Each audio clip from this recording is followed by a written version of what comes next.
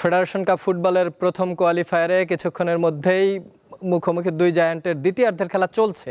এ বিষয়ে জানাতে কুমিল্লার শেখ ধীরেন্দ্রনাথ দত্ত স্টেডিয়াম থেকে যুক্ত আছেন সহকর্মী ঈশান হাসান।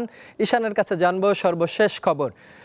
ঈশান, দুই জায়ান্টের হাই ভোল্টেজ ম্যাচ এবং এরই মধ্যে আমরা খবরে যেমনটি জানছিলাম আবাহনীর একজন লাল কার্ড খেয়ে 10 জনের দলে পরিণত হয়েছে। কেমন দেখছেন, আর দর্শকদের মধ্যেই বা উত্তেজনা কেমন?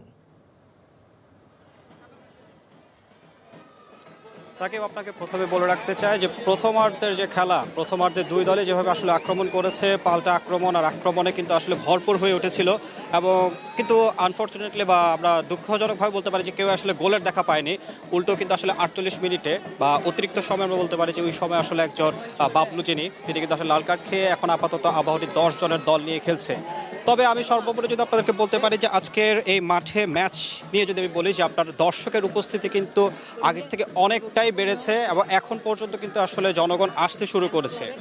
এছাড়াও আমরা এই ম্যাচকে ঘিরে আসলে একটা বড় জিনিস ছিল যে এই ম্যাচে বসুন্ধরা কিংসের তপু বর্মন, তাকে নিয়েও কিন্তু একটা দুশ্চিন্তা ছিল যে তিনি আসলে খেলতে পারবেন কিনা, কারণ গত বাংলাদেশ যখন ভারতের বিপক্ষে খেলতে গিয়েছিল তখন কিন্তু আসলে তিনি আহত হয়ে কিন্তু তিনি মাঠ ছেড়েছিলেন, কিন্তু তিনি কিন্তু আসলে বীর দর্পেই কিন্তু আসলে আজকে তিনি নিজের খেলাটা চালিয়ে যাচ্ছেন।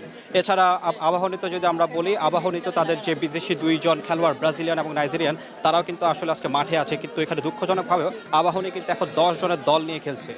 আরেকটা বিষয় হচ্ছে যে এই মাঠে গত ডিসেম্বরে এই মাঠে প্রিমিয়ার লিগের যে ম্যাচ ছিল সেই ম্যাচে কিন্তু বসুন্ধরাকে 10 বছর পর আবাহনী কিন্তু হারিয়েছিল। সো আজকেও কিন্তু আসলে আবাহনীর সামনে সেরকম একটা সুযোগ, কিন্তু 10 জনের দল নিয়ে আসলে কতটুকু পেরে উঠতে পারবে সেটা কিন্তু আসলে একটা বড় একটা চ্যালেঞ্জ এখন রয়ে যাচ্ছে।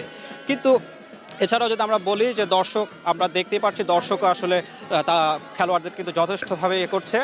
তো এছাড়াও আপনার এখন পর্যন্ত কিন্তু ম্যাচে লড়াই চলছে, ম্যাচের এখনো প্রায় 25 মিনিটের মতো বাকি আছে।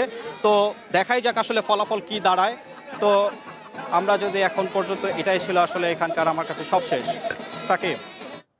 ঈশান, অনেক ধন্যবাদ আপনাকে।